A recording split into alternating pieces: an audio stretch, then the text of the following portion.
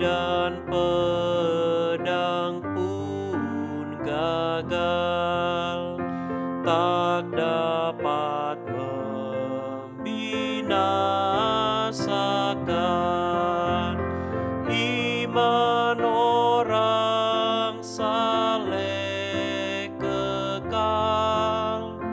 Tentu kami tak mau sangkal iman orang saleh tekun, hati bebas dari dosa, dan jikalau dibunuh pun sungguh mulia kematiannya.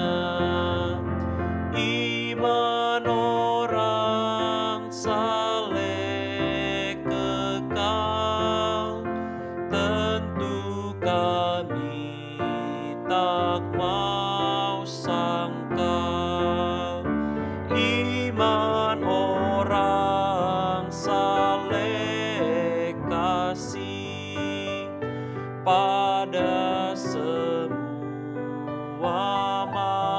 manusia, dan oleh hidup yang menang, iman itu akan nyata. Iman orang saleh kekal, tentu kami tak mau sangkal. Selamat Sabat, saudara-saudara Jemaat Makarios. Bertemu kembali Sabat ini di kebaktian online kita.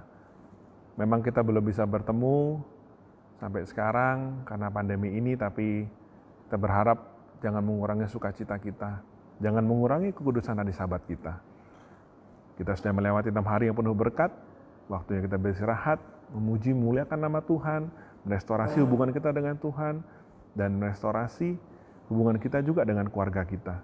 Biarlah hari Sabat ini hari yang penuh sukacita untuk keluarga kita. Saya membaca ayat dari Mazmur 99 ayat 9. Tinggikanlah Tuhan Allah kita dan sujudlah menyembah di hadapan gunungnya yang kudus, sebab kuduslah Tuhan Allah kita. Seperti ayat ini, karena Tuhan kita adalah kudus, marilah kita menyembah Dia dengan hati yang dipersiapkan dengan baik, dengan penuh kekudusan. Dan biarlah satu-satunya tinggikan nama keluarga kita hanyalah Allah, Abraham, Ishak, dan Yakub. Selamat berbakti, marilah kita menyembah dalam roh dan kebenaran.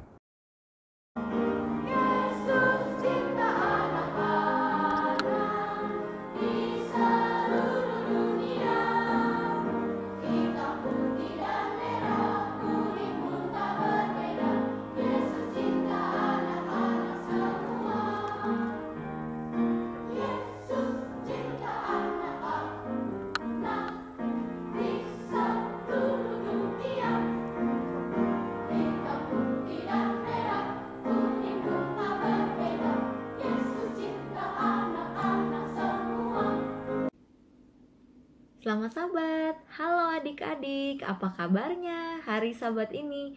Tentu adik-adik semua bersuka cita bukan? Karena hari Sabat adalah hari yang penuh dengan berkat, penuh sukacita yang kita bisa rayakan bersama-sama. Nah, perkenalkan, aku Cici Sani dari Jemaat Centau. Senang sekali bisa bersahabat bersama dengan adik-adik di Jemaat Makarios. Oke, sebelum kita mulai mendengarkan cerita pada hari Sabat ini, adik-adik boleh membuka Alkitabnya ya. Kita akan membuka dari Matius 26 ayat 36 sampai dengan 46.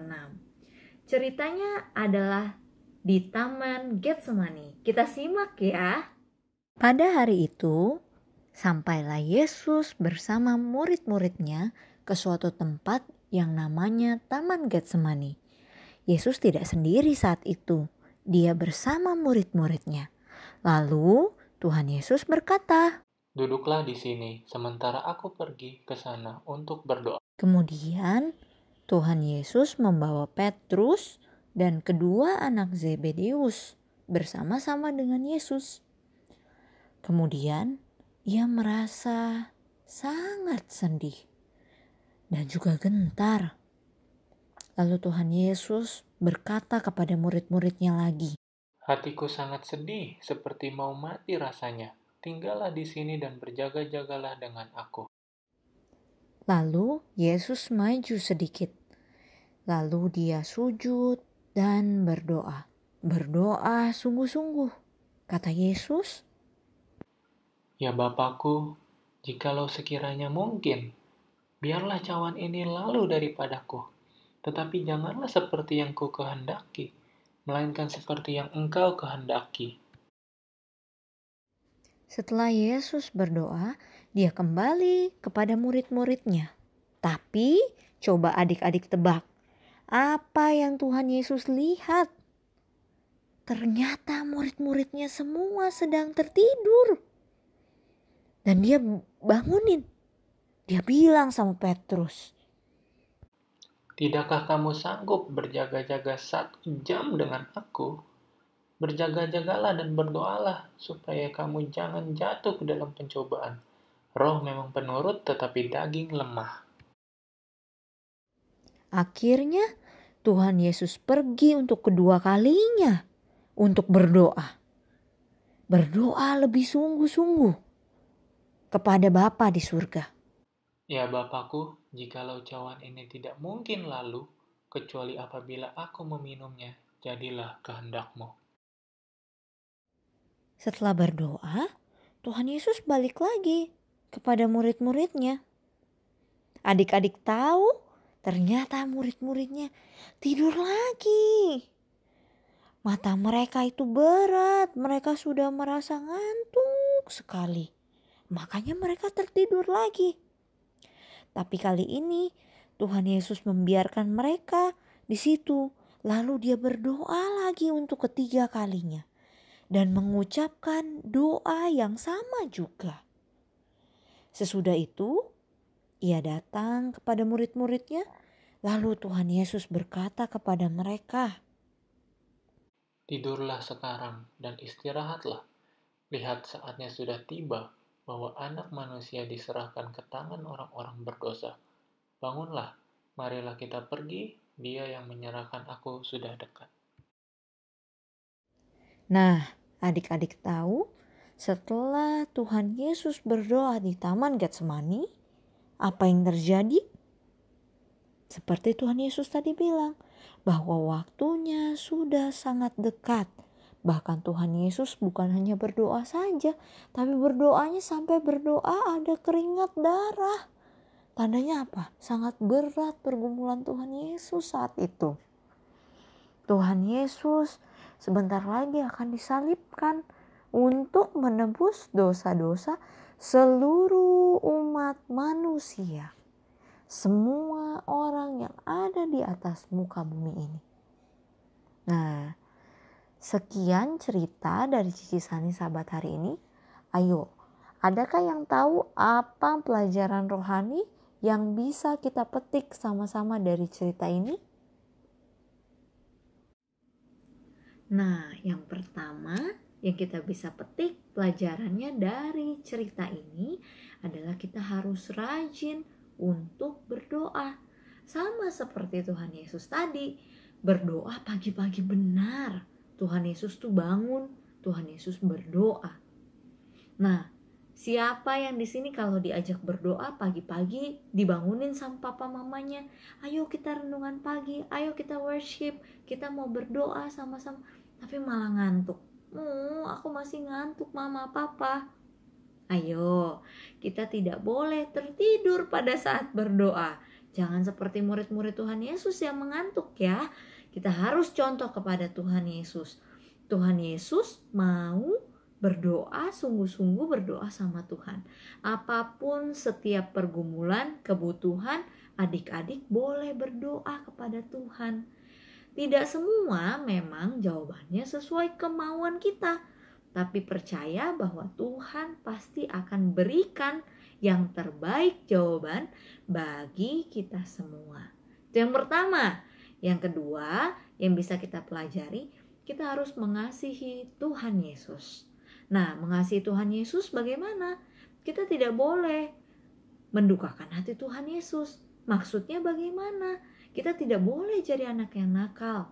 Kita tidak boleh jadi anak yang membangkang. Nggak boleh. Kita harus jadi anak yang mau mendengar nasihat dari Tuhan dalam firman Tuhan. Kita harus mau mendengar nasihat orang tua, nasihat Bapak Ibu guru. Kita harus mau rajin membantu orang lain, menolong orang lain. Dan kita perlu berubah. Nah, kalau adik-adik tahu kupu-kupu itu awalnya dia itu seperti ulat, tapi bisa berubah menjadi kupu-kupu yang cantik. Begitu juga kita. Kalau kita mau serahkan segala sesuatu kepada Tuhan, maka kita bisa berubah menjadi anak-anak yang dikasihi oleh Tuhan. Sekian cerita anak-anak pada hari Sabat ini. Mari kita sama-sama tunduk kepala, kita lipat tangan, kita akan berdoa. Ya Tuhan, Allah kami yang bertata dalam kerajaan surga, kami bersyukur ya Tuhan pada hari Sabat ini kami dapat berbakti walaupun secara online, dan Tuhan telah mengajarkan kami untuk mengasihi Tuhan dengan sungguh-sungguh. Kami rindu ya Tuhan untuk dapat terus berdoa, membaca firman Tuhan, dan memuji Engkau ya Tuhan.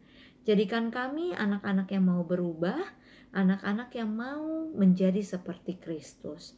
Terima kasih ya Bapa, kami serahkan seluruh rangkaian acara pada hari Sabat ini agar kami dapat memuji dan memuliakan Tuhan dengan baik dan benar.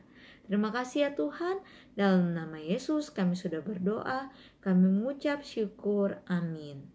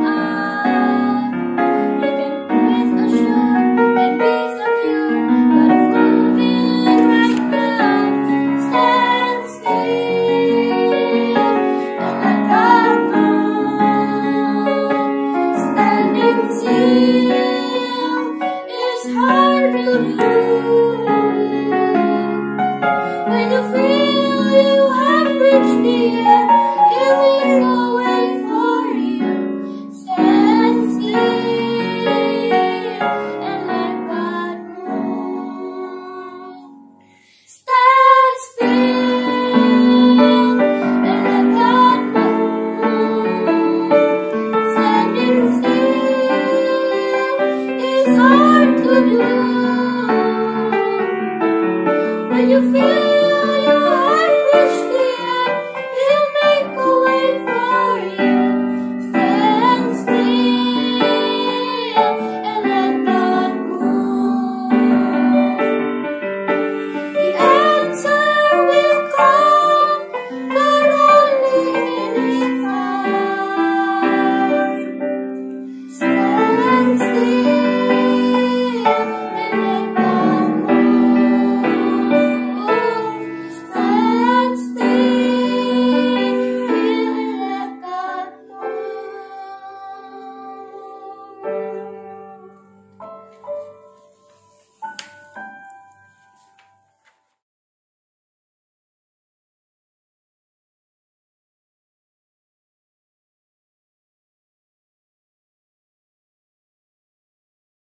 Shalom, selamat sahabat, keluarga besar Makarios, dimanapun kita berada. Selamat sahabat juga kepada mungkin ada tamu-tamu yang pada sahabat ini bergabung dalam kebaktian online Jemaat Makarios. Tentunya kita bersyukur kepada Tuhan oleh karena pada saat ini kita telah memasuki pertengahan bulan di bulan November, di mana kita melihat bahwa waktu itu cepat berlalu dan kita boleh melihat bahwa tahun 2020 akan segera berakhir. Saudara-saudara sekalian, pelajaran sekolah sahabat pada saat ini saya bersyukur oleh karena saya ditemani oleh hamba Tuhan yang akan menemani saya untuk memberikan ringkasan pelajaran sekolah sahabat pada saat ini. Judul pelajaran sekolah sahabat kita pada saat ini adalah Perbaktian dalam Pendidikan. Tetapi sebelum saya lanjut, saya undang kita semua tunduk kepala dan kita berdoa. Bapa kami di surga, terima kasih Tuhan kembali kami boleh berkumpul dalam ibadah online pada sabat ini. Bila mana kami akan memulai acara diskusi sekolah sabat, kami akan membahas dan memberikan ringkasan dalam pelajaran pada sabat ini. Kami memohon kepada Tuhan, biarlah kuasa dari Tuhan boleh menjadi bagian masing-masing kami, agar demikian pelajaran sekolah sabat yang akan kami dengarkan pada saat ini, semua itu boleh berkenan di hadapan Tuhan, dan itu juga menjadi berkat di dalam kehidupan kami. Berkati ibadah kami sepanjang sabat ini, kami berdoa ini hanya dalam nama Tuhan Yesus Juru Selamat penebus kami. Amin. Ayat hafalan kita pada sabat ini terdapat di dalam 1 Tawarik 16 ayat 29. Di situ dikatakan bahwa berilah kepada Tuhan kemuliaannya, bawalah persembahan, masuklah menghadapi Dia, dan sujudlah menyembah kepada Tuhan dengan berhiaskan kekudusan. Saudara-saudara sekalian, ibadah adalah bagian dari masing-masing kita sebagai manusia. Ibadah adalah bagian dari sifat alamiah manusia. Bahkan setelah masing-masing kita, atau bahkan setelah manusia jatuh ke dalam dosa. Siapa yang kita sembah pada saat ini? Saya dan saudara, siapa yang kita sembah? Apakah pencipta? Apakah kita menyembah diri kita sendiri? Apakah kita menyembah alam ciptaan Tuhan? Atau yang lainnya? Kita sebagai manusia, sudah pasti sebagai orang percaya kita akan menyembah Tuhan yang di surga. Kita menyembah Sang Pencipta. Oleh karena apa? Karena masing-masing kita mengasihi Tuhan kita, dan kita menyadari bahwa Tuhan adalah Sang Pencipta dan Dia layak disembah.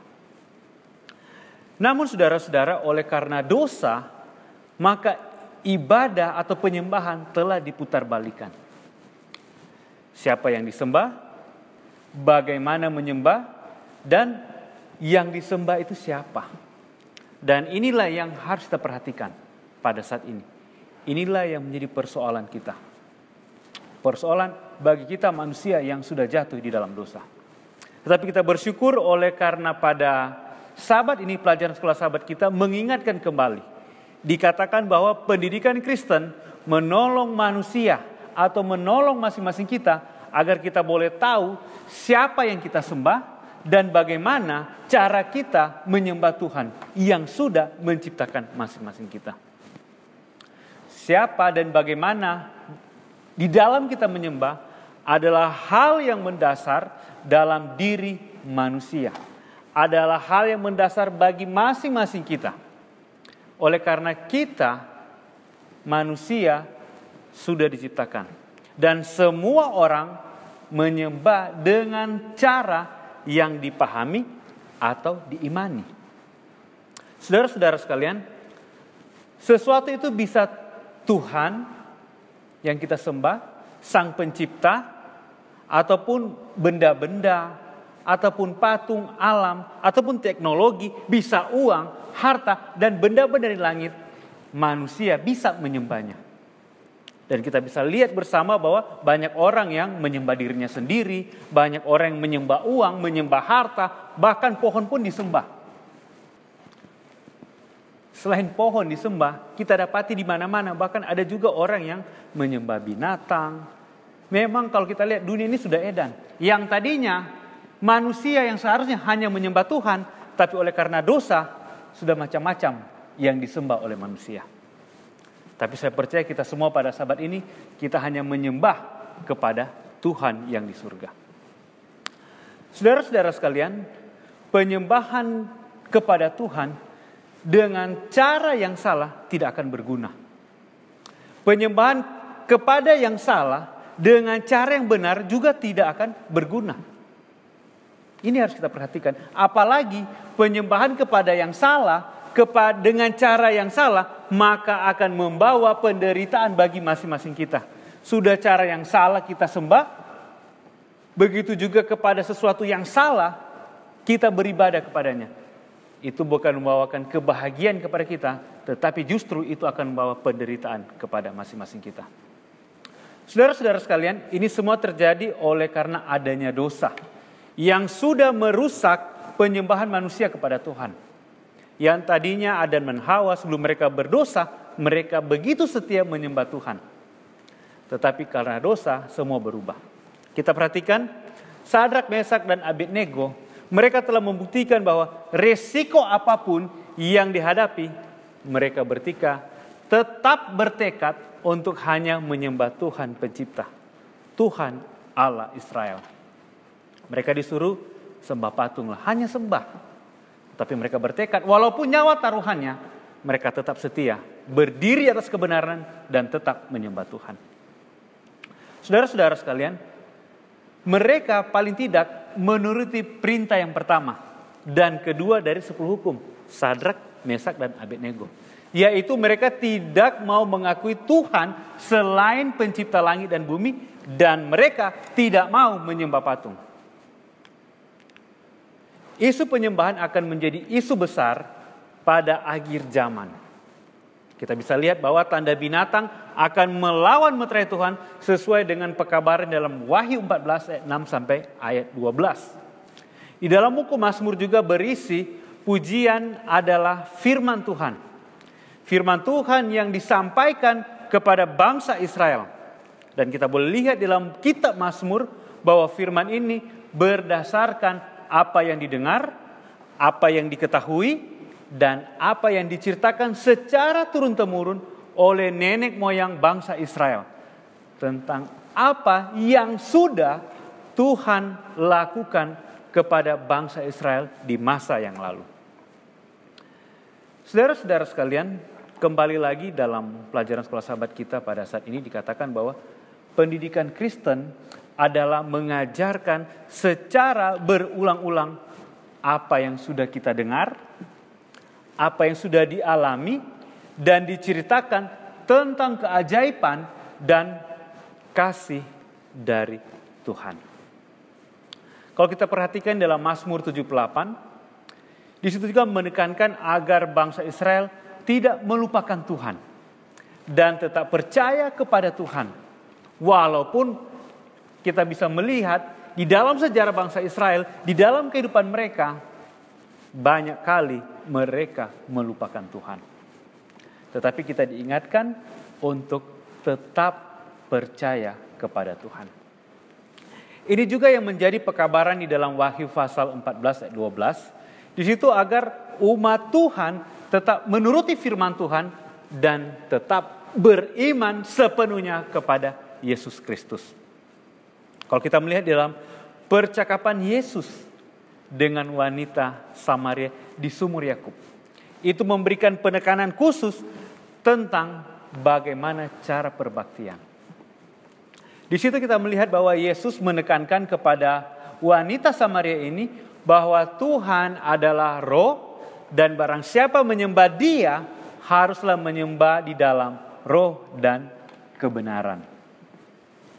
Saudara-saudara sekalian, beribadah kepada Tuhan itu harus dilakukan secara hikmat, namun penuh sukacita, meriah, dan bukan menakutkan dan dalam kesedihan. Artinya bila mana kita menyembah Tuhan itu harus hikmat dan penuh dengan sukacita, supaya kita benar-benar boleh merasakan bagaimana ibadah yang sesungguhnya.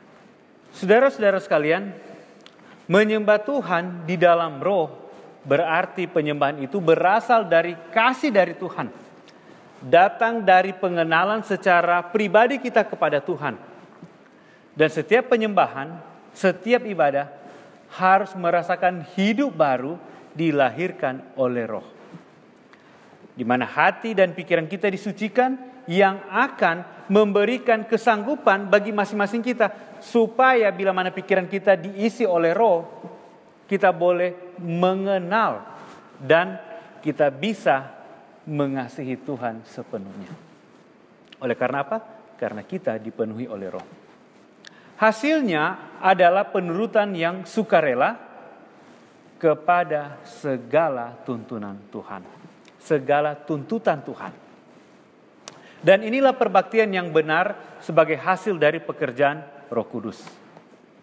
Menyembah Tuhan dalam kebenaran artinya kita menyembah Tuhan menurut standar dan kebenaran yang diinginkan Tuhan.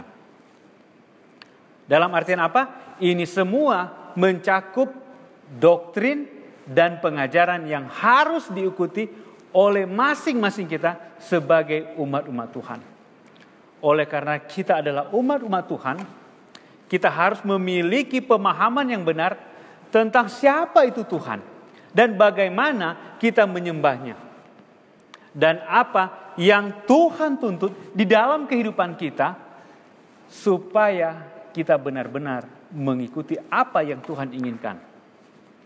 Selanjutnya saudara-saudara, di dalam ibadah sudah pasti ada pujian, ada persembahan, dan tentunya ada penyampaian firman Tuhan. Begitu juga kita akan mendengar doa, dan saya percaya masing-masing kita akan mengerti apa yang Tuhan inginkan.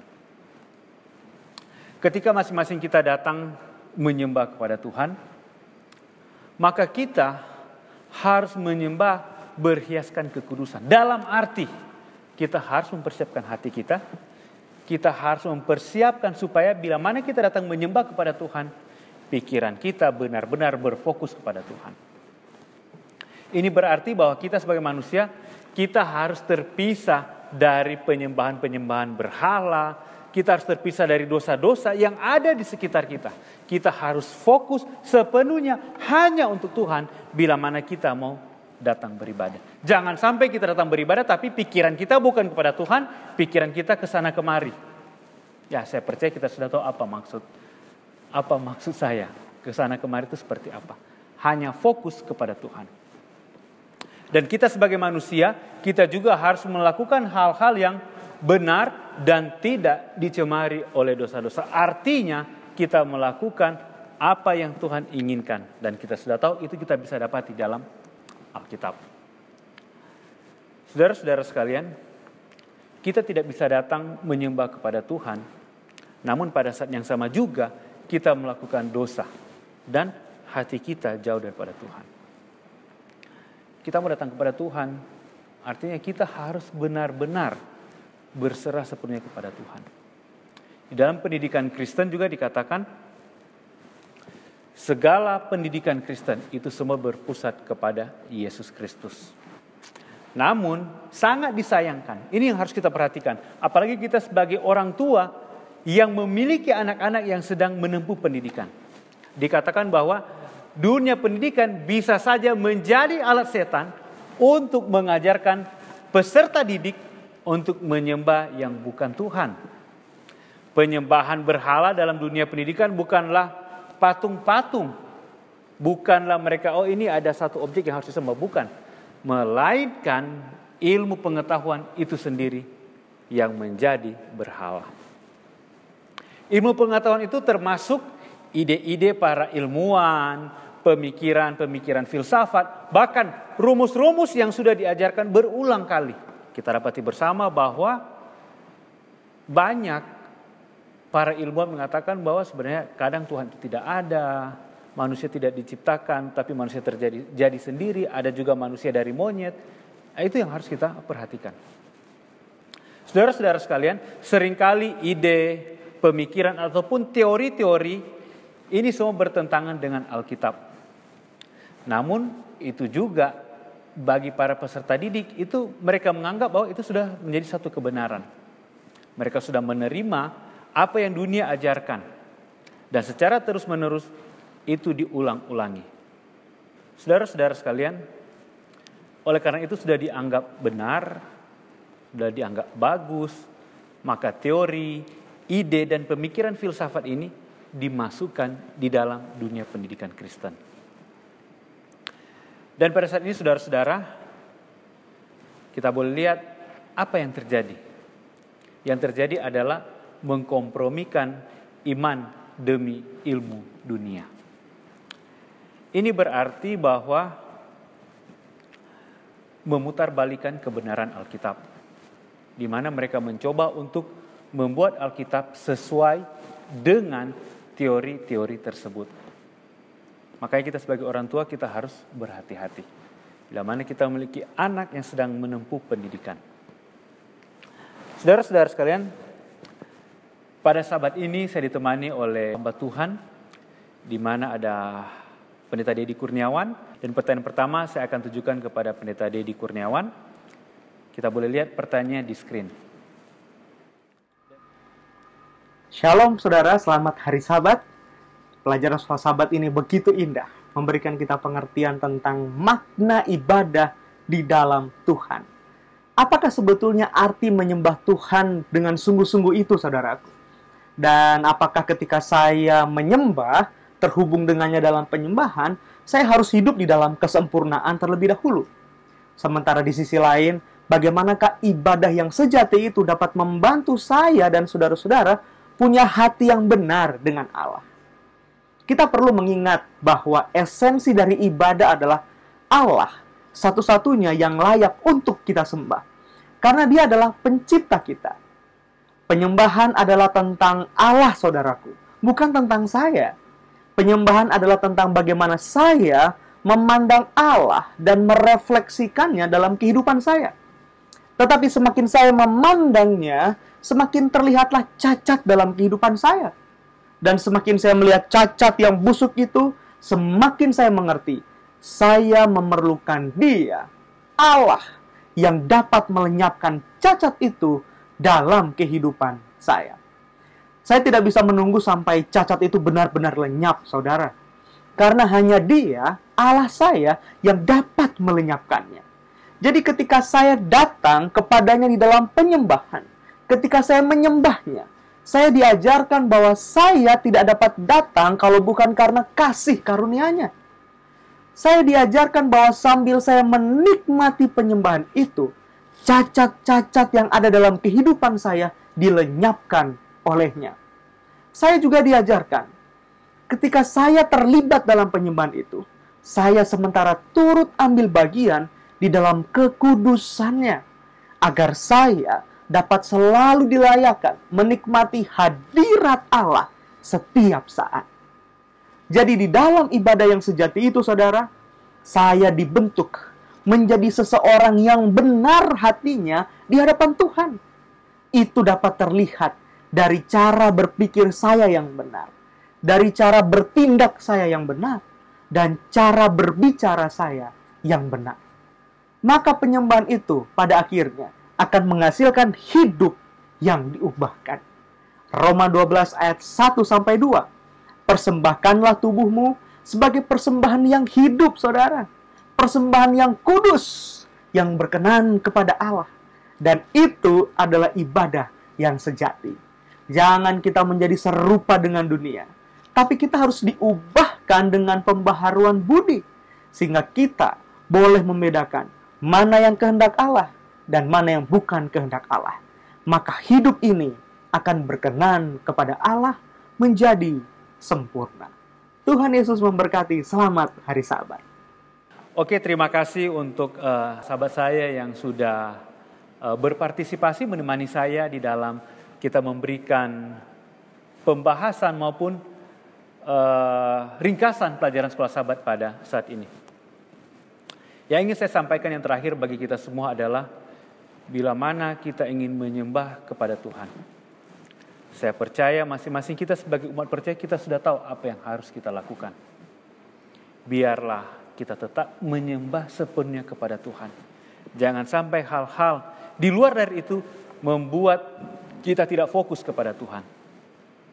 Jangan sampai dalam penyembahan pikiran kita tidak sepenuhnya kepada Tuhan. Tapi saya bersyukur pada sahabat ini, pelajaran sekolah sahabat kita pada minggu ini mengingatkan masing-masing kita. Mengingatkan saya secara pribadi dan tentunya kita semua untuk boleh beribadah sepenuhnya kepada Tuhan. Dan biarlah kita meminta Roh Kudus supaya masing-masing kita boleh diarahkan. Hati kita boleh diarahkan, kita boleh dipersiapkan agar bila mana kita beribadah kepada Tuhan, kita boleh beribadah dengan hikmat dan sepenuhnya hanya untuk Tuhan. Kiranya Tuhan memberkati kita semua pada hari Sabat ini. Amin.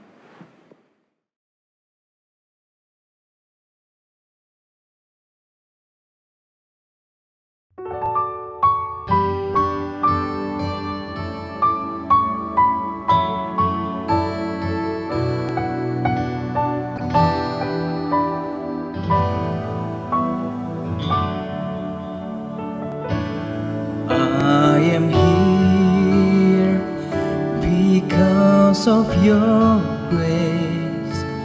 I am here because of your love, Lord Jesus.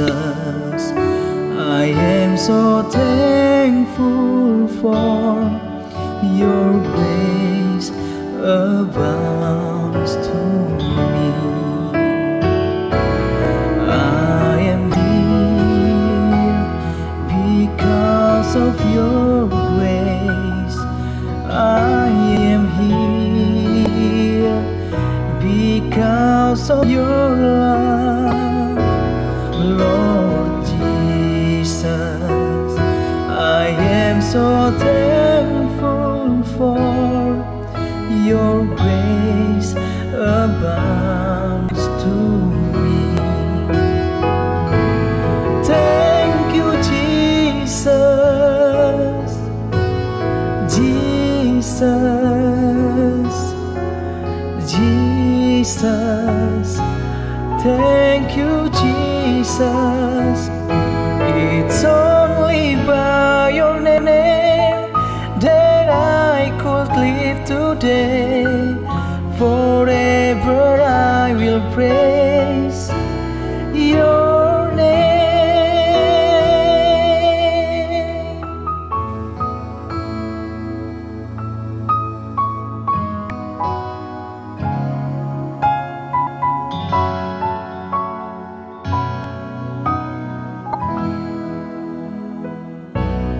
Ku ada sebab anugerahmu, ku ada karena kasihmu, Tuhan Yesus. Ku berterima kasih buat kasih rahmat-Mu. Terima kasih Yesus, Yesus. Terima kasih, hanya anugerah-Mu buat hidupku sekarang. Ku kan memuji-Mu selamanya. Thank you, Jesus, Jesus, Jesus. Thank you, Jesus. It's only by your name that I could live today. Forever I will praise your name.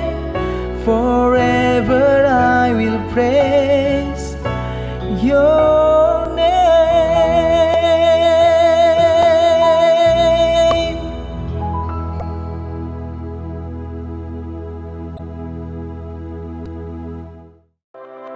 Salam sahabat hidup sehat. Seminar kesehatan dan pola hidup ini dipersembahkan oleh hidupsehat.org, CMC Jakarta, dan Cancer Support Center. Shalom, salam sehat. Kita bertemu kembali di dalam acara KKR Allah Peduli. Dan saya membawakan seminar kesehatan kali ini dengan judul Hormon Awet Muda. Kita telah mempelajari pada seri yang pertama mengenai imunitas, kekebalan tubuh. Ada imunitas bawaan, ada imunitas yang didapat. Imunitas bawaan semua orang punya sejak dia lahir. Dan sel-sel kekebalan tubuh yang berperan di situ ada yang namanya NK cell, natural killer cell. Mereka dengan cepat akan datang untuk mengatasi berbagai virus, bakteri untuk mematikannya. Walaupun dia tidak bekerja secara spesifik. Nah, disitulah peran daripada adaptive immune response atau imunitas yang didapat. Dia akan mengenali lebih dahulu virus atau antigen asing itu, baru dia akan menyerang secara spesifik yang kita kenal dengan antibodi. Dan kita pelajari bagaimana caranya untuk meningkatkan imunitas, mendapatkan imunitas yang optimal, yaitu dengan hati yang gembira dan dengan selalu menyanyi. Dengan menyanyi kita mendapatkan imunitas yang lebih kuat. Pada topik yang kedua saya membahas mengenai pandemi. Ada pandemi COVID-19, tapi juga ada pandemi defisiensi vitamin D. Dan kekurangan vitamin D juga akan membuat imunitas kita turun. Nah, untuk meningkatkannya, kita cukup dengan berjemur sinar matahari yang Tuhan berikan bagi kita semua. Pada topik yang ketiga, saya membicarakan tentang mikrobiota, bakteri-bakteri yang ada di dalam usus kita yang akan meningkatkan imunitas kita dan kita mendapatkan imunitas yang optimal. Yang penting adalah prebiotiknya, yaitu makanan bagi para mikroba ini. Pada topik kali ini saya akan berbicara tentang suatu hormon. Nah, ada seorang peneliti, seorang Prancis, Jean-Jacques Dartaud de Mairan. Dia melakukan sebuah penelitian menggunakan tanaman, yaitu tanaman yang namanya mimosa. Ya, dia memiliki daun yang biasanya akan menguncup atau seperti putri malu ya. Dia akan menguncup pada malam hari bila tidak ada sinar dan dia akan mekar kalau ada sinar matahari. Lalu dia mencoba meletakkan tanaman ini di tempat yang gelap. Tidak ada sinar sama sekali. Apa yang terjadi? Ternyata daun-daun itu tetap akan mekar pada jam siang hari dan dia akan menguncup dan merunduk seperti layu pada waktu malam hari. Aneh ya, tidak ada sinar, tidak ada tanda-tanda jam dan sebagainya. Tanaman tidak memiliki mata, tidak memiliki jam waktu, tetapi mereka tahu kapan waktu pagi dan kapan waktu malam. Ternyata di dalam tubuh setiap makhluk hidup ada mekanisme untuk mengetahui waktu. Itulah yang disebut dengan circadian rhythm. Dan ini diteliti kembali oleh para peneliti ini, Hall, Rosbach, dan Young. Mereka adalah para peraih hadiah Nobel tahun 2017 untuk bidang kedokteran atau fisiologi. Nah, mereka menemukan bahwa ada suatu protein, ya namanya protein pair, yang akan berdampingan dengan protein tim yang akan keluar dan masuk dari dalam inti sel. Pada suatu waktu dia ada di dalam sel, malam hari dia keluar, ada di sitoplasma. Lalu dia akan dihancurkan, dirusak, kemudian akan dibentuk kembali yang baru. Dan terus berlangsung seperti itu. Tanpa terlihat sinar matahari, tetap itu akan terjadi. Ada siang dan ada malam. Kita tahu bahwa di dalam dunia ini Tuhan ciptakan ada siang, ada malam. Ada circadian rhythm di dalam tubuh kita. Pada waktu siang, sel-sel bekerja dengan cara yang berbeda dibandingkan pada waktu malam hari. Ini yang kita kenal dengan circadian rhythm. Tuhan berkata pada Kejadian 1 ayat 5, pada saat bumi belum jadi, Tuhan ciptakan yang pertama adalah terang. Dan Allah menamai terang itu siang dan gelap itu malam. Jadi selalu ada terang dan ada malam. Ada siang dan ada malam. Ada waktunya kita bangun dan ada waktunya kita tidur. Kenapa begitu penting? Hampir separuh dari waktu hidup kita dihabiskan dengan tidur. Untuk apa kita harus tidur? Kita bahkan dianjurkan tidur untuk orang dewasa 7-9 jam. Untuk anak-anak membutuhkan waktu yang lebih lama, bahkan 10-12 jam.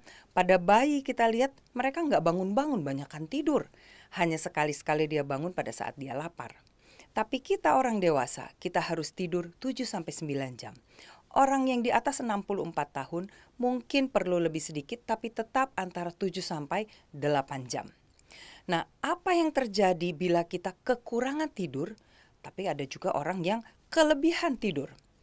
Ternyata kelebihan tidur sama saja buruknya dengan kekurangan tidur. Jadi kita tidak boleh kedua-duanya, tapi kita harus pada rentang waktu yang tepat antara 7-9 jam.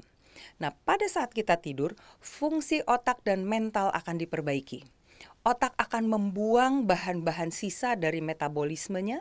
Dia akan menyeimbangkan berbagai neurotransmitter, ya, itu adalah zat-zat untuk berkomunikasi di antara sel-sel otak kita dengan sel tubuh lainnya. Kemudian akan memproses memori, jadi dia meretensi memorinya. Kemudian efek terhadap mood, ya, dan kesehatan mental. Jadi orang akan lebih happy, orang akan lebih positif berpikir kalau dia cukup tidur. Nah, apa yang terjadi bila kurang atau bila berlebih? Justru hal yang sama akan terjadi, yaitu terjadinya peradangan di dalam tubuh. Peradangan seperti pada infeksi, ya, terjadi peradangan. Pada proses penyakit yang kronik terjadi peradangan, ya. Seperti diabetes, Alzheimer, obesitas, dan lain-lain, ya. Kalau kita periksa di dalam darahnya, kadar CRP, ya, C-reactive protein, ini adalah salah satu penanda bahwa ada suatu proses infeksi atau inflamasi di dalam tubuh, itu akan meningkat pada orang yang kurang tidur maupun pada orang yang kelebihan tidur. Dan kalau juga terjadi kekurangan tidur atau kelebihan tidur, juga akan mengganggu kesuburan. Jadi terjadi infertilitas dan bisa terjadi kegemukan, penyakit metabolik seperti diabetes, penyakit kardiovaskular, penyakit jantung, bahkan stroke dan lain-lain. Nah, ini adalah sebuah penelitian yang membuktikan bahwa orang yang pasca operasi, ya, tidak selalu harus diberikan obat-obatan untuk pengurang rasa sakit, karena kalau orang itu tidur di tempat di mana ada banyak sinar matahari, dia akan cukup memproduksi suatu zat yang namanya serotonin, ya. Nah, serotonin adalah zat yang akan diubah menjadi melatonin. Nah, apa ini melatonin, ya? Kita nanti akan bahas lebih lanjut mengenai melatonin. Nah, ada suatu kondisi yang namanya SAD atau SAD, Seasonal Affective Disorder. Ini adalah suatu penyakit di mana kita kekurangan serotonin. Dan serotonin ini didapat dari paparan sinar matahari. Dan melatonin adalah zat yang didapat dari serotonin. Tentu saja melatoninnya juga akan berkurang. Dan kalau kekurangan melatonin, padahal salah satu fungsi melatonin adalah anti-aging, karena bekerja secara fotoprotektif, memproteksi kulit kita terhadap kerusakan sinar ultraviolet. Jadi lihat, melatonin dibutuhkan untuk malam hari, tetapi dia juga dibutuhkan untuk anti-aging. Kita lihat pada siang hari, mata kita melihat sinar, maka di dalam otak kita, di dalam tubuh kita akan dibentuk serotonin. Tapi pada malam hari, zat tersebut diubah menjadi melatonin sehingga kita bisa tidur dengan nyenyak. Ini adalah circadian rhythm. Kapan melatonin diproduksi? Melatonin akan diproduksi sekitar jam 8, jam 9 malam. Dia akan terus meningkat pada tengah malam, dan pada jam 7.30 pagi dia sudah hampir tidak terdeteksi lagi. Sudah sangat rendah kadarnya. Dan ini adalah siklus tubuh kita. Ada jam di mana kita bangun, ada jam di mana kita tidur, ada saat di mana temperatur tubuh kita meningkat pada sore dan malam hari. Setelah itu dia akan turun pada saat kita subuh-subuh, itu suhu tubuh kita sangat rendah. Jadi lihat, seluruh sistem tubuh kita mengalami suatu cycle, sebuah siklus yang akan berbeda pada setiap waktunya, ya. Nah, ini cara pembentukan melatonin.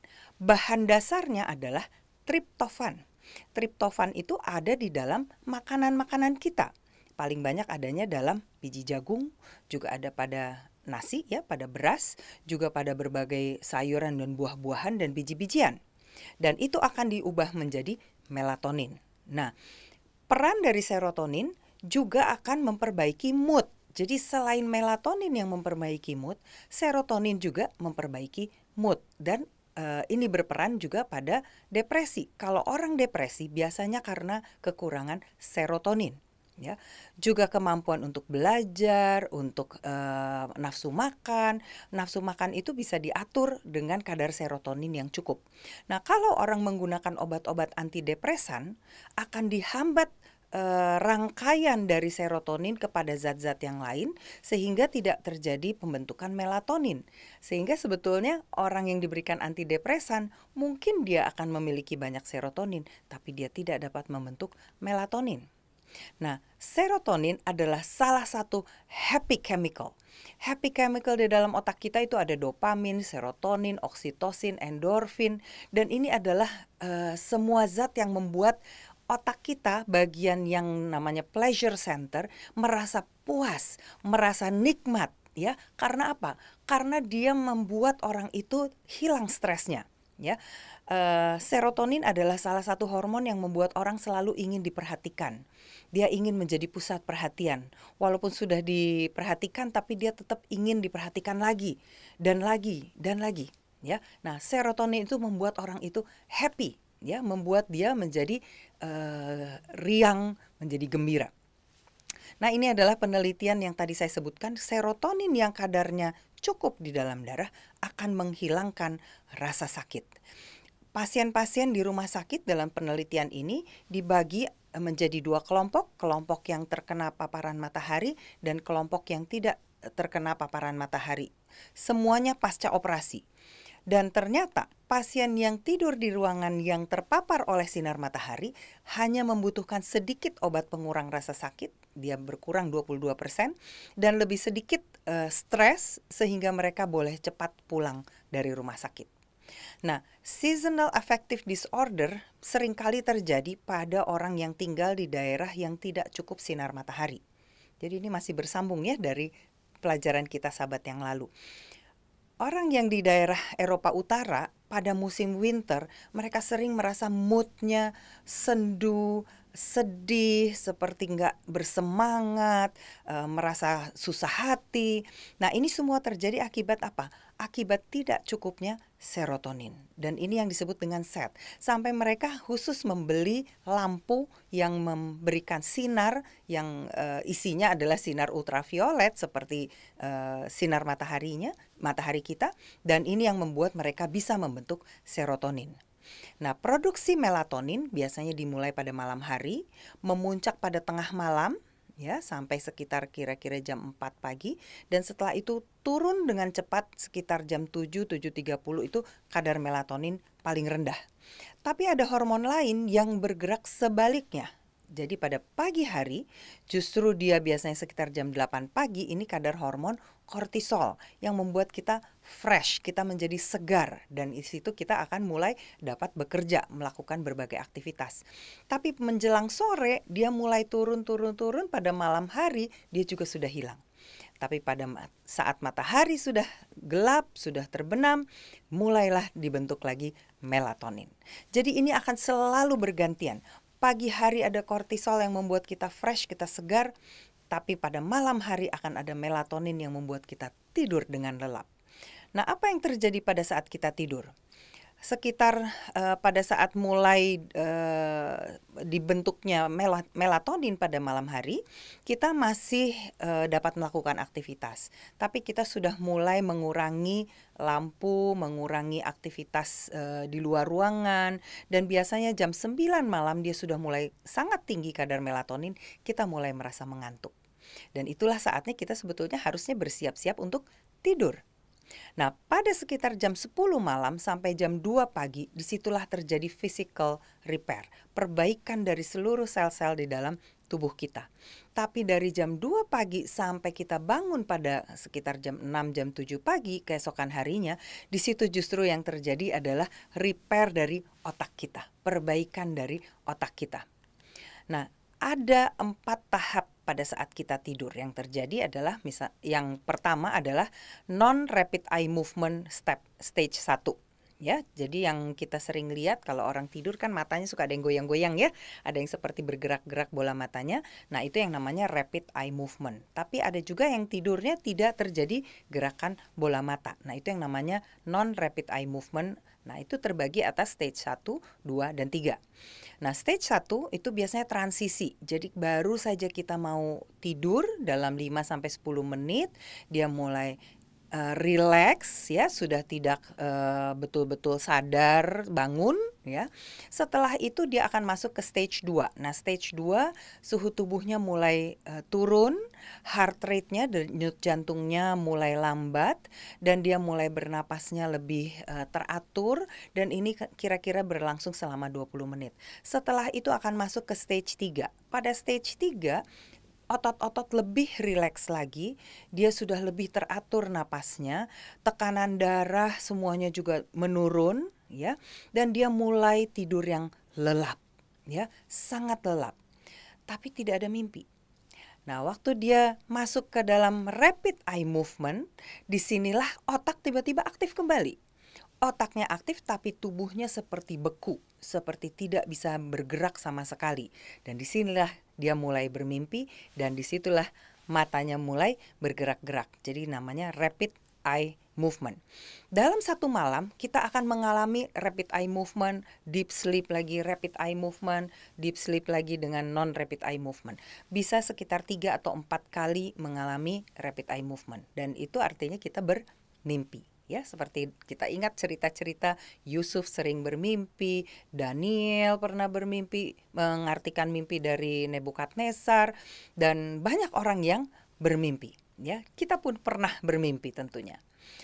Nah, ini sebuah penelitian yang menghubungkan antara kadar melatonin dengan COVID-19. Ada apa hubungannya? Ternyata ada hubungan erat. Karena apa? Karena virus corona ini akan membuat peradangan inflamasi di dalam paru-paru dan di dalam seluruh tubuh kita. Sedangkan kita tahu bahwa melatonin akan menghambat inflamasi. Dia anti radang, anti inflamasi. Kemudian secara umum imunitas orang yang terkena penyakit biasanya menurun, apalagi kalau disertai dengan stres, ansietas ya. Tidurnya susah dan melatonin bisa memperbaikinya ya. Juga kalau terkena infeksi COVID akan terjadi kerusakan dari paru-parunya yang disebut dengan fibrosis. Dan melatonin dikenal sebagai salah satu bahan yang bekerja mencegah terjadinya fibrosis. Jadi melatonin dapat bekerja dari berbagai sudut untuk memperbaiki kondisi COVID ya. Nah, kalau orang kurang tidur, biasanya yang terjadi adalah proliferasi limfosit. Jadi pembelahan sel-sel kekebalan tubuh kita, sel darah putih kita berkurang setelah kurang tidur selama 2 hari, 48 jam.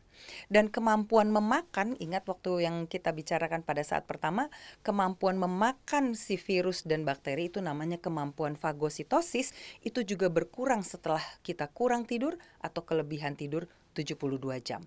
Dan kurang tidur yang kurang dari 6 jam yang kita lakukan selama 1 minggu langsung akan membuat neutrofil kita fagositosisnya lemah.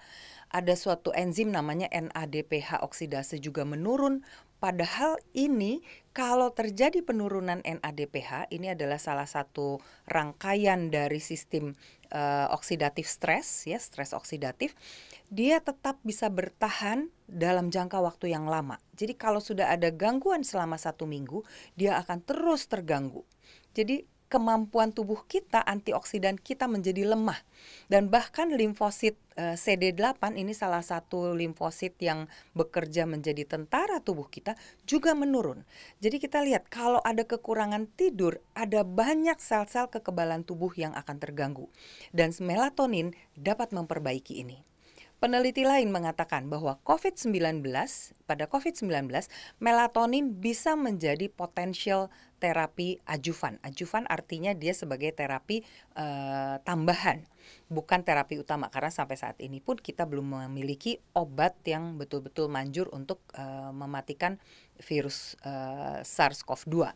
Ya, tapi melatonin ini dikatakan karena sifatnya yang antiinflamasi dan antioksidan yang kuat, maka dia bisa untuk memperbaiki kemampuan tubuh kita, tidak terjadi yang namanya ARDS, ya, acute respiratory distress syndrome, atau acute lung injury, kerusakan dari parenkim paru-parunya, ya. Nah, ini bisa memampukan tubuh kita untuk mengatasi virus dan berbagai patogen yang lainnya, ya. Juga dengan tentu memperbaiki pola tidurnya. Ini adalah salah satu mekanismenya. Melatonin bisa mengatasi interleukin 10, interleukin 6, itu yang kita tahu terjadi pada cytokine storm, ya, pada badai sitokin yang seringkali kita bicarakan kalau berbicara tentang COVID-19 yang berat. Ya. Melatonin juga bekerja sebagai antioksidan, bisa bekerja pada semua enzim-enzim yang berperan pada oksidatif stres. Melatonin juga membuat orang bisa tidur dengan lebih baik, terjadi sedasi, ya, jadi orangnya rileks, tidur, tidak ada agitasi, tidak ada stres, rasa sakit berkurang, dan mencegah terjadinya acute lung injury. Ya. Nah, pada kulit kita ternyata melatonin juga berperan. Jadi melatonin itu bekerja pada berbagai reseptor di tubuh kita. Reseptornya namanya MT1 dan MT2. Didapatkan pada hampir semua sel tubuh kita. Jadi bukan hanya di otak saja, tetapi di semua sel tubuh termasuk pada kulit kita. Kalau kita lihat di otak kita ada kedua reseptornya, tapi pada kulit kita bahkan pada akar rambut, kalau lihat tabel kedua, di situ adalah khusus pada scalp, ya, pada kulit kepala. Dan kita bisa meningkatkan produksi pertumbuhan rambut kalau kita cukup tidur. Jadi jangan heran kalau orang yang kurang tidur, rambutnya rontok, kulitnya kusam. Karena apa? Karena semua unsur-unsur yang ada di kulit kita memiliki reseptor melatonin, ya. Bahkan melatonin itu bisa bekerja untuk mencegah kerusakan akibat sinar ultraviolet, ya. Dan luar biasanya Tuhan berikan, kulit kita sendiri bisa memproduksi melatoninnya sendiri untuk kebutuhan lokal di kulitnya. Jadi kalau kita lihat sel-sel tubuh kita, ternyata di dalam mitokondria, itu adalah salah satu organel di dalam sel, itu bisa menghasilkan melatonin. Jadi bukan hanya melalui kelenjar kecil yang tadi yang ada di otak kita, ya. Dan reseptor ini ada di setiap lapisan kulit kita, sehingga dia bisa memperbaiki lapisan epidermis, lapisan dermis untuk membentuk kolagen, membentuk elastin, ya, elastic fiber. Akan selalu kulit menjadi lebih kenyal, lebih awet muda, dan lebih cerah. Nah, sekarang bagaimana caranya kita untuk bisa tidur dengan nyenyak? Ada banyak saran yang diberikan oleh para ahli agar kita bisa tidur dengan nyenyak. Yang pertama, kita harus tidur 7-9 jam. Apa persiapan yang harus dilakukan? Sebetulnya tidak ada banyak, tapi jangan membiasakan untuk bangun terlalu lama di tempat tidur. Tempat tidur adalah tempat untuk tidur. Jadi kalau kita sudah naik ke tempat tidur, artinya kita sudah bersiap untuk tidur. Jangan berlebihan tidur pada akhir pekan.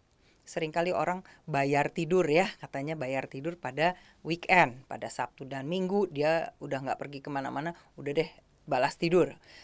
Itu akan justru mengganggu circadian rhythm kita. Akan terganggu siklus kapan mau dibentuk serotonin, kapan mau dibentuk melatonin. Jadi kita justru harusnya tidur teratur pada jam yang sama pada setiap harinya. Kemudian paparan sinar matahari pada saat kita bangun tidur. Kita harus buka jendela kita, hordennya, ya, tirai-tirai harus terbuka sedikit agar begitu matahari terbit langsung masuk ke mata kita. Walaupun mata kita masih tertutup, tapi kita memiliki sensor untuk kita bisa melihat bahwa matahari terbit. Kadar melatonin langsung akan turun. Dan pada saat itulah kita mulai memproduksi serotonin dan kita awake. Lalu kortisol dibentuk. Jadi kita harus terpapar sinar matahari terutama pada pagi hari waktu matahari itu baru terbit. Jadi bukalah jendela kita sedikit, ya. Kemudian jangan tidur napping, tidur sebentar. Kadang-kadang ada orang yang aduh capek ya gitu sore-sore tidur sebentar. Jangan napping pada lewat dari jam 4 sore. Karena setelah itu dia akan kesulitan tidur pada malam hari dan tentu pagi harinya dia tidak bisa bangun. Dia pasti bangunnya terlambat. Kemudian hindari blue light sebelum tidur. Blue light adalah sinar-sinar yang dipantulkan oleh berbagai gadget kita. Handphone, komputer, tab. Ya, kadang-kadang ada orang yang sekarang membacanya pakai tab. Padahal kalau kita membaca pakai tab, itu sinarnya sinar biru. Dan sinar biru itu akan mengganggu produksi melatonin. Sehingga kemampuan untuk tidurnya, tidur dengan nyenyak maksudnya ya, berkurang. Dan biasanya dia akan terganggu tidurnya dan tentu akan banyak penyakit-penyakit yang bisa timbul kalau terjadi kekurangan melatonin. Jadi lebih baik kayak orang zaman dulu ya, baca buku ya, dalam bentuk buku dia akan tertidur dan tertidur dengan kadar melatonin yang cukup ya. Hindari melihat televisi sampai tertidur di depan televisi, itu semua adalah blue light dan blue light akan menghambat terbentuknya melatonin. Kalau kita tidur, matikan semua lampu, semuanya harus gelap. Gadget-gadget kita, lampu-lampu indikator segala macam itu harus dibuat menjadi gelap. Lalu hindari kafein. Semua makanan, minuman yang mengandung kafein akan membuat kita sulit tidur sehingga melatonin tidak diproduksi. Satu lagi, kalau kita melihat kucing atau anjing kita mau tidur, apa yang biasanya mereka lakukan? Mereka akan menguap lebar-lebar, lalu dia panjangkan tangan dan kakinya. Dia stretching, dan stretching itu membuat dia cepat tertidur.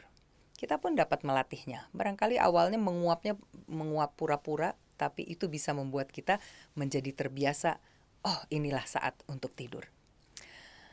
Di dalam buku Membina Anak yang Bertanggung Jawab halaman 113 dikatakan, Allah kita adalah Allah yang teratur, dan Dia menghendaki agar anak-anaknya mau membawakan dirinya kepada hal yang teratur dan di bawah disiplin. Oleh sebab itu, bukankah akan lebih baik untuk melawan kebiasaan mengubah malam menjadi siang dan jam pagi yang segar menjadi malam? Jikalau orang muda mau membentuk kebiasaan teratur dan tetap, mereka akan jadi lebih baik dalam kesehatan, dalam roh, dalam ingatan, dan dalam watak. Kita tadi melihat dari pelajaran kita bahwa otak kita menjadi lebih bekerja dengan baik, mood kita, watak kita menjadi lebih baik, ingatan kita, memori diperbaiki pada saat kita tidur malam hari, dan kesehatan kita tidak terjadi obesitas, tidak terjadi penyakit diabetes, kardiovaskuler, dan sebagainya. Lebih lanjut di dalam Membina Keluarga Bahagia halaman 276 dikatakan, tidur ialah pemulihan yang memperkuat badan yang lelah dan menyediakan diri untuk kewajiban pada hari berikutnya. Kita mendapatkan tubuh yang lebih sehat di pagi harinya kalau kita tidur dengan nyenyak pada malam hari. Take home message untuk pertemuan kita kali ini. Hormon melatonin diproduksi hanya pada malam hari, pada saat suasana gelap.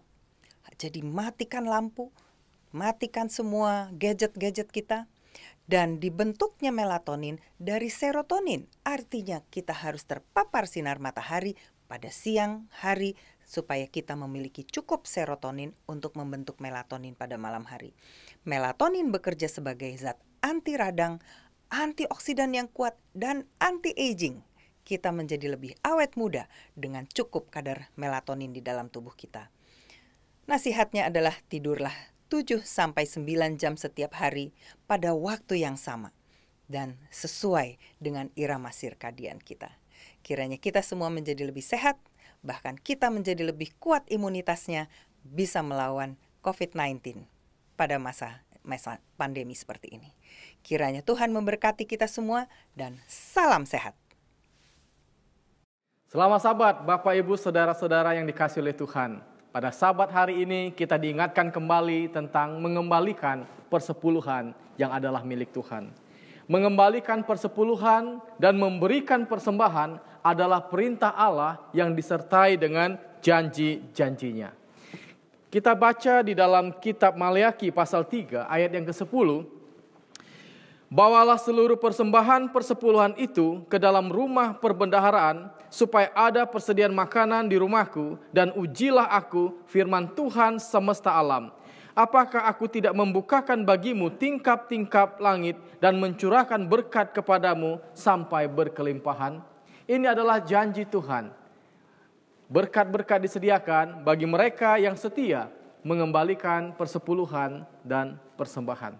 Saudara-saudara, bagi mereka yang berpenghasilan kecil dengan kebutuhan yang banyak yang mendesak di dalam kehidupan keluarga, maka ini merupakan satu ujian untuk mendahulukan Tuhan, menyerahkan persepuluhan adalah satu ujian yang besar bagi mereka.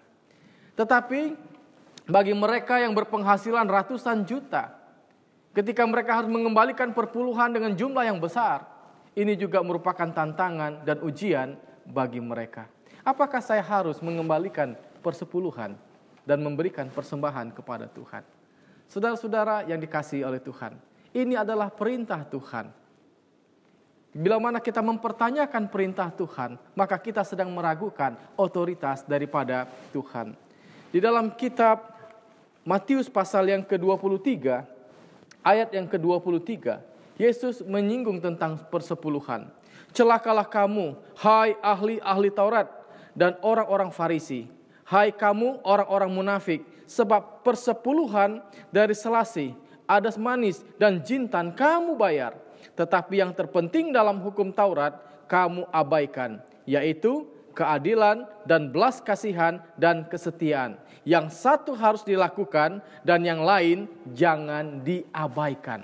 Yang satu harus dilakukan, yang lain jangan diabaikan. Apa yang harus dilakukan? Persepuluhan harus dilakukan. Kembalikan kepada Tuhan. Tapi jangan abaikan yang terpenting dalam hukum Taurat, yaitu keadilan, belas kasihan, dan kesetiaan.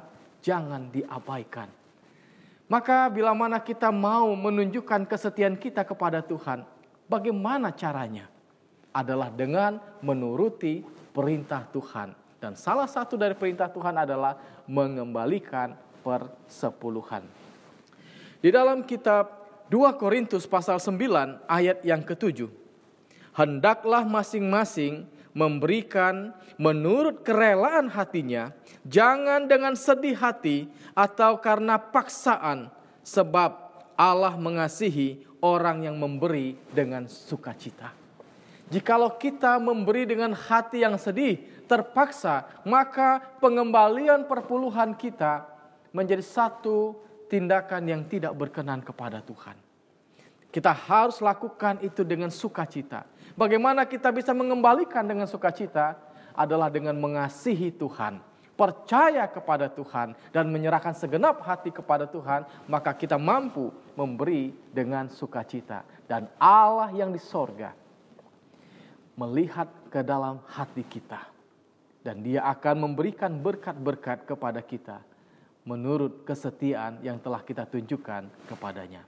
Marilah kita mengembalikan persepuluhan dan memberikan persembahan dengan penuh sukacita sebagai satu bentuk pengakuan bahwa Allah adalah pencipta kita, Allah adalah pemelihara kita, dan Dia telah memberikan berkat-berkat kepada kita.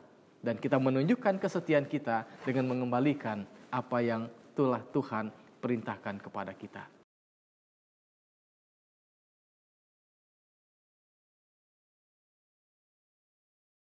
Mari kita tunduk kepala untuk berdoa. Bapa kami yang bertahta di dalam kerajaan surga. Pada hari ini hati kami dipenuhi dengan sukacita, di mana kami boleh diingatkan kembali bahwa Engkaulah Allah pencipta kami.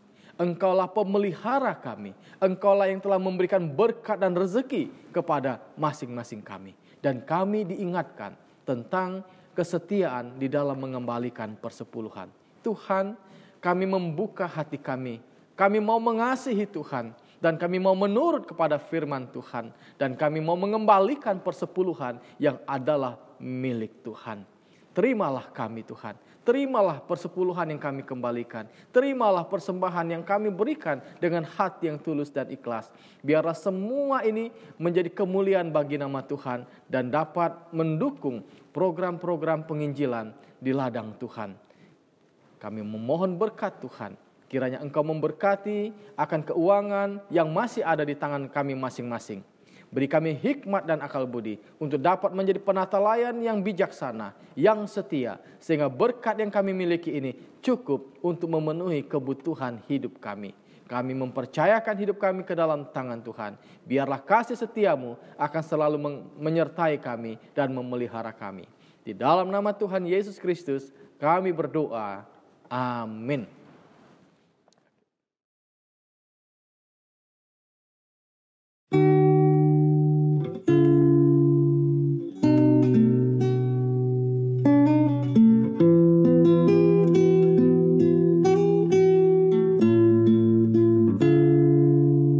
Breathe on me, power of God, come in and change me.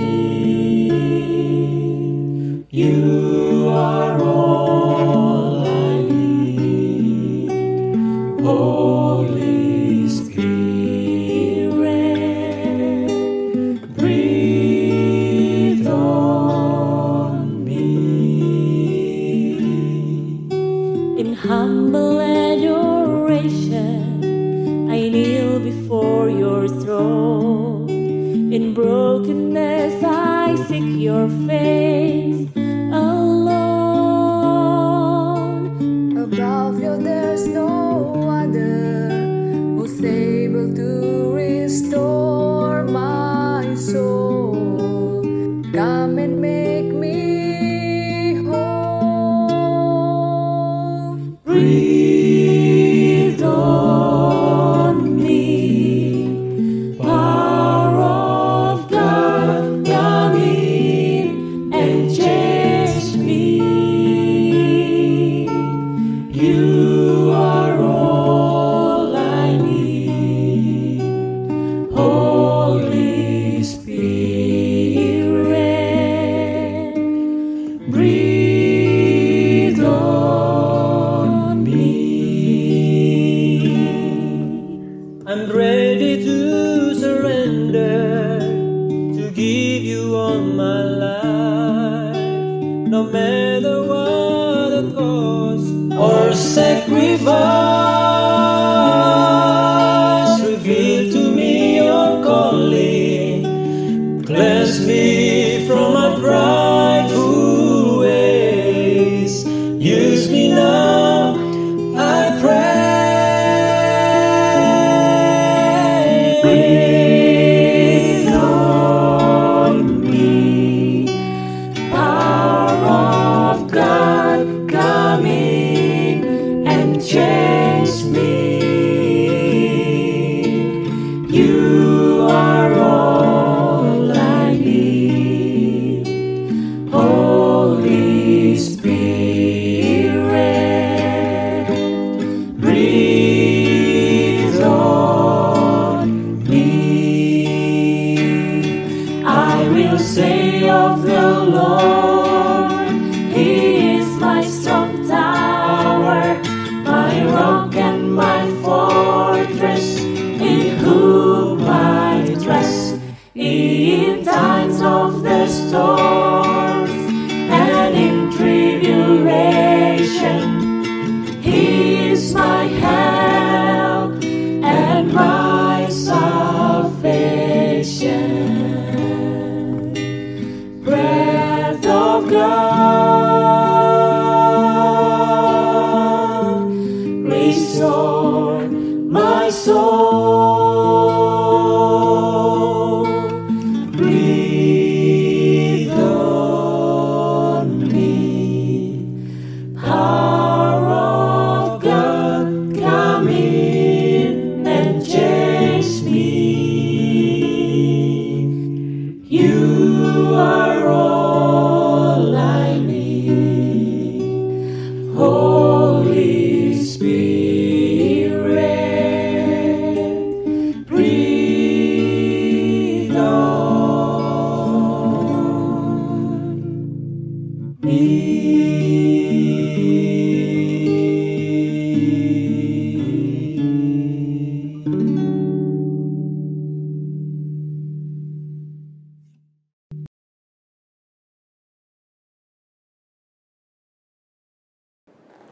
Selamat sahabat, saudara-saudaraku yang terkasih dalam nama Yesus Kristus. Shalom. Latar belakang khotbah ini adalah melanjutkan khotbah saya yang pertama waktu di Makarios tentang 10 hukum adalah 10 berkat, bukan hukuman. Di mana ada 2 sudut pandang pengikut Tuhan mengenai 10 hukum. Sudut pandang yang pertama adalah di mana 10 hukum itu merupakan akhir dari tingkat atau tujuan hidup kerohanian seseorang. Yang mana telah saya sampaikan di khotbah yang lalu, bagaimana kita sampai di suatu titik di mana kita tidak ingin lagi mencuri, tidak ingin membunuh. Itu adalah berkat terindah bila mana kita dalam satu komunitas, satu jemaat Makarios, perilaku kita sesuai dengan karakter dan hukumnya. Khotbah saya ini adalah sudut pandang yang kedua, yang sekarang. Di mana ini adalah pandangan yang baru dan akan dibahas dalam khotbah kita pada sahabat pagi ini.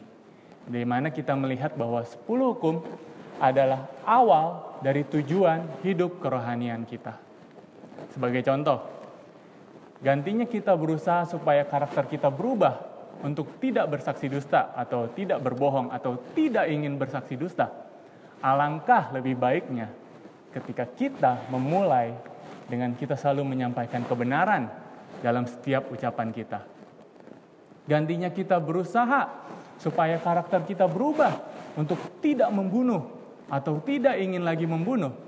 Alangkah lebih baiknya kita memulai dengan kita selalu menyembuhkan orang lain. Atau minimal kita melakukan pekabaran kesehatan pada diri kita sendiri. Kalau kita tidak bisa membagikan pekabaran kesehatan dan memberikan kesembuhan kepada orang lain. Sehingga setidaknya kita tidak membunuh diri kita sendiri. Dan semuanya ini dimulai dengan kutipan dari Ellen White di dalam Review and Herald 22 Maret 1887. Izinkan saya membacakannya. Kebangunan rohani yang sejati di antara kita adalah hal yang paling mendesak di atas semua kebutuhan kita. Untuk mencari ini harus menjadi pekerjaan prioritas kita. Dulu ketika saya masih kecil, saya hobi sekali, saya selalu membaca tentang Daniel dan Wahyu. Dan ternyata saya menemukan hal yang baru di sini. Di mana prioritas kita sekarang adalah yang paling mendesak adalah mencari kebangunan rohani yang sejati. Suatu kebangunan rohani dan reformasi harus terjadi. Dan kita bisa lihat ditambahkan satu kata lagi di sini, yaitu reformasi. Dan di bawah pelayanan Roh Kudus, kebangunan rohani dan reformasi adalah 2 hal yang berbeda. Walaupun bisa saya bilang mereka itu sangat berkesinambungan atau mereka sangat berhubungan satu dengan yang lain. Dan kebangunan rohani menandakan pembaruan kehidupan spiritual, percepatan kekuatan pikiran dan hati, kebangkitan dari kematian rohani. Dan reformasi itu adalah reorganisasi atau perubahan gagasan dan teori, kebiasaan dan praktek. Reformasi tidak akan menghasilkan buah kebenaran yang baik kecuali jika itu dihubungkan dengan kebangunan rohani. Kebangunan rohani dan reformasi mempunyai pekerjaannya tersendiri. Dan dalam melakukan pekerjaan ini, mereka harus saling terkait. Jadi, bisa kita bilang kebangunan rohani tanpa reformasi adalah bukan kebangunan rohani yang sejati. Dan reformasi tanpa kebangunan rohani adalah bukan reformasi yang sejati. Dan kebangunan rohani tanpa reformasi adalah emosionalisme atau emosi sesaat. Reformasi tanpa kebangunan rohani adalah legalisme atau fanatisme.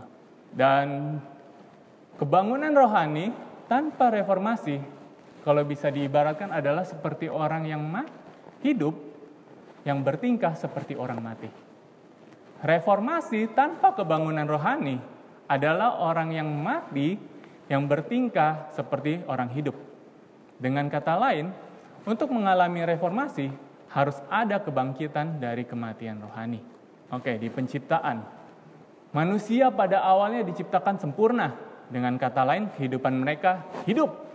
Kehidupan dan tingkah laku mereka adalah harmonis sesuai dengan hukum Tuhan. Dan karena manusia diciptakan secara rohani hidup, perilaku mereka mencerminkan karakter Tuhan. Lalu dosa masuk ke dunia ini. Dan ketika dosa masuk, umat manusia kerohaniannya mati. Mereka tidak bisa hidup harmonis dengan hukum Taurat, hukum Tuhan. Makanya Paulus mengatakan bahwa orang yang kerohaniannya mati, pekerjaan yang mereka lakukan adalah pekerjaan kematian. Karena orang mati akan hanya menghasilkan pekerjaan kematian. Dan manusia mempunyai dua masalah. Masalah yang pertama, kerohanian manusia mati. Dan yang kedua, semua pekerjaan yang mereka hasilkan adalah pekerjaan kematian. Kehidupan yang penuh dengan dosa. Efesus 2 ayat 1. Kamu dahulu sudah mati karena pelanggaran-pelanggaran dan dosa-dosamu. Apakah saudara bisa melihat hubungan antara kerohanian yang mati dengan pekerjaan kematian atau kehidupan yang penuh dosa? Kolose 2 ayat 13. Kamu juga meskipun dahulu mati oleh pelanggaranmu dan oleh karena tidak disunat secara lahiriah, telah dihidupkan Allah bersama-sama dengan Dia sesudah Ia mengampuni segala pelanggaran kita. Mati oleh pelanggaranmu. Apakah itu berhubungan juga dengan tingkah laku? Tentu saja. Dan masalahnya menjadi lebih rumit lagi. Pertama, tidak ada cara yang mungkin untuk dari diri kita sendiri untuk mengetahui seberapa putus asanya suatu kondisi kita sekarang. Dan manusia menjadi berpikir dan mencari cara untuk memaafkan dosa. Hati manusia yang jahat selalu membenarkan dosa. Yeremia 17 ayat 9. Betapa liciknya hati, lebih licik daripada segala sesuatu. Hatinya sudah membatu, siapakah yang dapat mengetahuinya? Bahkan Martin Luther mengatakan, aku takut dengan hatiku sendiri, karena dia tahu bahwa musuh yang paling berat adalah hati manusia yang jahat dan berdosa. Jadi pertanyaannya adalah, siapa yang tahu hati manusia? Jawabannya adalah di Yeremia 17 ayat 10. Ayat selanjutnya. Aku, Tuhan, yang menyelidiki hati, yang menguji batin untuk memberi balasan kepada setiap orang setimpal dengan tingkah langkahnya, setimpal dengan hasil perbuatannya. Mazmur 139 ayat 23 dan 24. Selidikilah aku ya Allah dan kenalah hatiku. Ujilah aku dan kenalah pikiran-pikiranku. Lihatlah apakah jalanku serong dan tuntunlah aku di jalan yang kekal. Jadi, bagaimana Tuhan mencari dan memberitahu saya kalau kerohanian saya mati dan perlu dihidupkan kembali sehingga kehidupan saya berubah? Apakah Tuhan berbisik ke telinga saya? Atau apakah Tuhan memberikan saya firasat atau perasaan bahwa kehidupan kerohanian saya mati? Tentu saja tidak. Dan jawabannya ada di dalam hukum-Nya yang kudus. Kemenangan akhir halaman 500. Hanya kalau hukum Allah dikembalikan kepada kedudukannya yang benar, barulah ada kebangunan iman yang mula-mula dan kesalehan di antara umat-umatnya. Jadi, bagaimana cara untuk umat Tuhan mengalami kebangunan rohani? Hanya kalau hukum Allah dikembalikan kepada kedudukannya yang benar. Mazmur 19 ayat 7. Taurat Tuhan itu sempurna, menyegarkan jiwa. Peraturan Tuhan itu teguh, memberikan hikmat kepada orang yang tak berpengalaman. Scripture songnya berkata, The law of the Lord is perfect, comforting the soul. Atau bisa juga comforting artinya revive, atau menyegarkan, atau membangunkan. Jadi saya bisa berasumsi bahwa beberapa orang dalam hati bertanya, apa hukum Tuhan bisa mengubah dan menghidupkan kehidupan kerohanian kita? Saya kira Roh Kudus yang melakukan itu. Faktanya bahwa hukum Tuhan melakukan itu, tetapi kita harus lebih mengerti sesuatu yang sangat teramat penting. Banyak dari orang Kristen menyangka bahwa hukum Tuhan dan Tuhan Yesus itu bertentangan satu dengan yang lain. Bahkan, tidak banyak dari orang asing juga berpikir demikian, bahwa hukum Tuhan dan Yesus adalah dua hal yang berbeda. Faktanya bahwa hukum Tuhan adalah salinan siapa Yesus itu. Yesus adalah inkarnasi dari hukum, dan Yesus adalah hukum Tuhan yang hidup dalam daging manusia. Dan ketika saya memisahkan hukum Tuhan dan Yesus, saya menjadi orang yang legalis. Jadi, bagaimana hukum Tuhan bisa mengubah dan menghidupkan kerohanian kita? Apakah hanya dengan melihat 10 loh batu kita pandangin terus, kita pelototin? Tentu saja tidak. Dengan melihat kepada Yesus yang merefleksikan hukumnya, hukum Tuhan.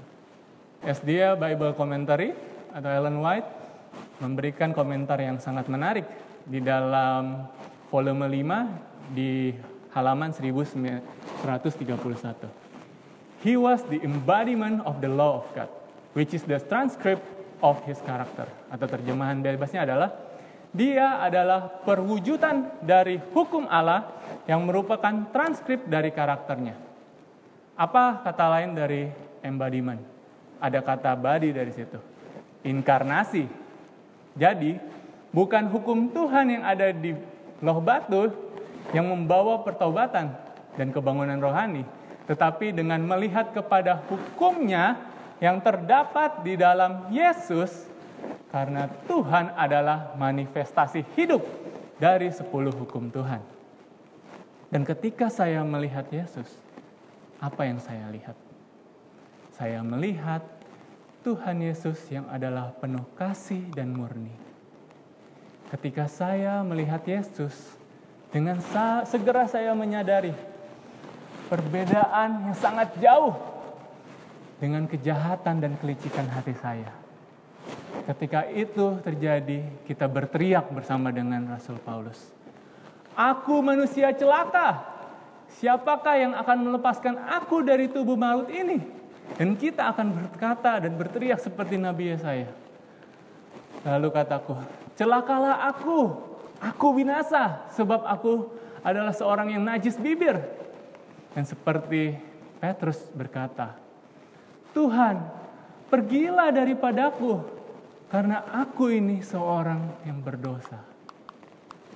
Untuk waktu yang lama, saya berpikir bahwa dosa besar yang dilakukan orang Yahudi dan dosa besar dunia Kristen adalah dosa yang berbeda dan terpisah. Dan ternyata itu adalah dosa yang sama, saudara-saudara.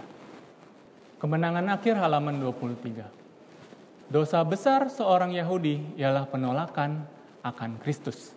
Dan dosa besar dunia Kristen ialah penolakan akan hukum Allah. Jadi apakah dosa yang berbeda? Kita tidak bisa bilang, saya cinta Yesus, tetapi saya membenci hukumnya. Dan jika Yesus yang adalah perwujudan dan inkarnasi dari hukum Tuhan, kita tidak bisa bilang, aku cinta Yesus, tetapi aku benci hukumnya. Itu adalah dosa yang sama. Dan ketika kita memisahkan Yesus dari hukum Tuhan, kita menjadi legalis atau fanatik. Dan saya datang dan melihat Yesus yang adalah perwujudan dari hukum Tuhan yang terdapat dalam Alkitab. saya melihat keindahan dan kesempurnaan dari karakternya. Dan sebaliknya saya melihat diri saya yang hina dan jahat, yang menghasilkan pekerjaan kematian setiap saat. Siapakah yang bisa membebaskan aku dari tubuh maut ini? Dan sekarang saya mengikuti Yesus ke Getsemani. Dan saya mendengar Tuhan Yesus berteriak dan berkata kepada Bapaknya, biarlah cawan ini berlalu daripadaku, tetapi bukanlah kehendakku yang terjadi, tetapi kehendakmu lah yang jadi. Dan Tuhan Yesus berkeringat darah, saudara-saudara. Dan saya mengunjungi Tuhan Yesus di salib. Dan aku mendengar, Tuhanku, Tuhanku, mengapakah engkau meninggalkan aku? Saya melihat Tuhan dan saya bertanya kepada Tuhan, mengapa ini terjadi kepada kamu? Dan jawab Tuhan kepada saya, karena dosamu. Dan ketika saya datang kepada salib, saya merasakan cinta dan kebencian. Saya cinta Yesus, tetapi saya benci dosa. Karena apa yang dosa telah lakukan kepada Yesus. Dan sesuatu terjadi ketika kita melihat hukum Tuhan yang berinkarnasi dalam Yesus. Yang terjadi adalah pertobatan dan kebangunan rohani. Titus 3 ayat 5. Pada waktu itu, Dia telah menyelamatkan kita, bukan karena perbuatan baik yang telah kita lakukan, tetapi karena rahmat-Nya, oleh permandian kelahiran kembali, dan oleh pembaharuan yang dikerjakan oleh Roh Kudus. Dan sekarang kita sudah dilahirkan kembali dan sudah diperbaharui. Dan cinta saya kepada Yesus semakin bertumbuh. Dan hati saya berubah. Dan saya, apa yang terjadi dengan kehidupan kita? Reformasi. Seperti lagu saya yang sebelumnya. Tambah hari, tambah cinta Yesus, tambah hari, tambah ku percaya, tambah hari, tambah benci dosa, tambah hari, tambah ku setia.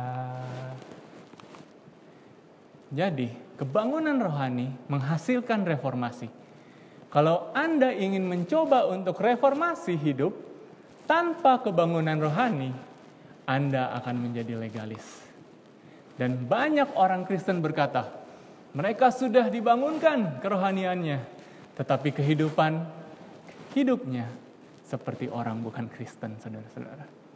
Kebangunan rohani dan reformasi yang sejati artinya menerima kebangunan kerohanian kita yang mati dan akhirnya kita melahirkan pekerjaan kehidupan, bukan pekerjaan kematian.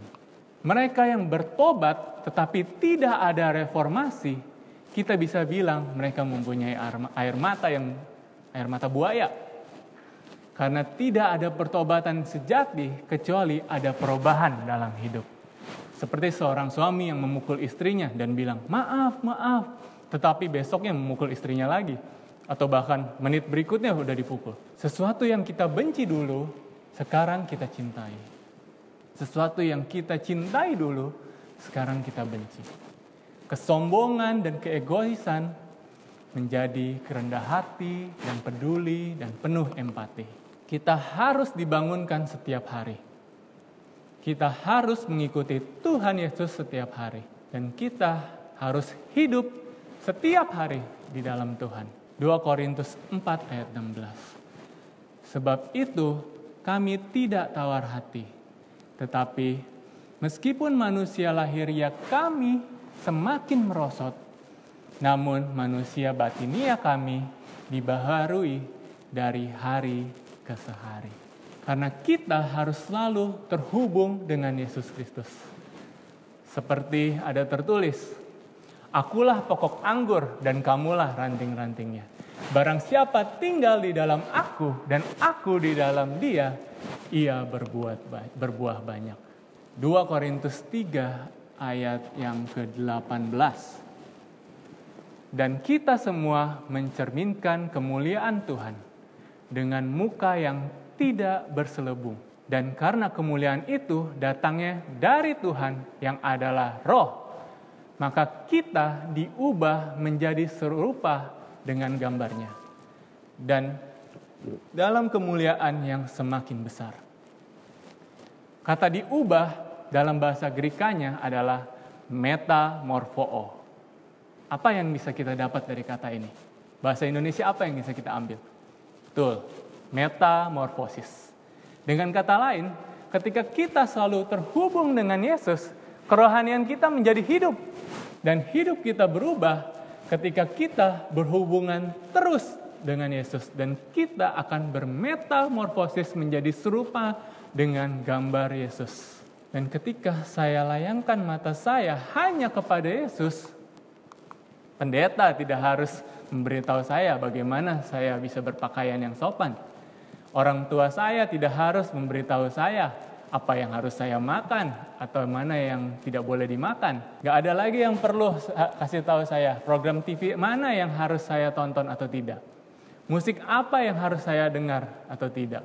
Karena sekarang kerohanian saya hidup, kita tahu dengan baik apa yang mendukakan hati Yesus.